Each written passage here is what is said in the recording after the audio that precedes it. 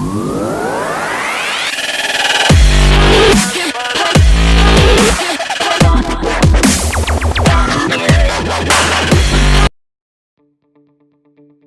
2018 Mazda 6 isn't just a styling tweak and a bigger engine. Mazda insists that it wasn't reskinned, it was re-engineered. Very well, let's take a deeper dive into what exactly was done. Of course, the headlines will inevitably be devoted to the new 2.5-liter turbocharged engine that grants the current generation Mazda 6 what it has always lacked, an engine upgrade. And what an upgrade it is, boasting 265 horsepower and 310 pound-feet of torque. That latter number, as we can figure, will make the Mazda 6 the most torque-rich front-wheel drive car on the market. Only the front-drive Mazda CX-9 and Lincoln MKX, Nautilus matches or betters it. However, that engine and its relatively prodigious torque do bring up some questions. First, how will it not have catastrophic torque steer?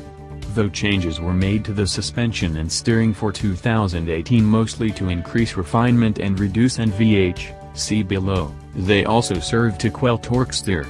However, according to Mazda engineers Chen and Yoshiaki Yamane, the 2.5 liters torque delivery was carefully tuned to gradually and smoothly build. The goal was to create a sophisticated and accurate power delivery as opposed to a more energetic one. This is not the rebirth of the Mazda6 6. Was it successful? Well, we'll have to wait to drive the car to really find out. The recent efforts to reduce torque steer without all-wheel drive have certainly cleaned things up from the bad old Saab 9.3 Viggen days. The other question you might have is, why no manual with the turbo? Apparently that same gradual and smooth torque delivery really doesn't pair well with a manual transmission, and specifically the acceleration tendency to leave the engine higher in its rev range. Mazda's existing manual, even one paired to a diesel engine, just wasn't intended to handle the 2.5 turbos at a torque and its specific torque delivery. According to Chen and Yamane, it wouldn't deliver the superior and more refined drivability Mazda is trying to achieve.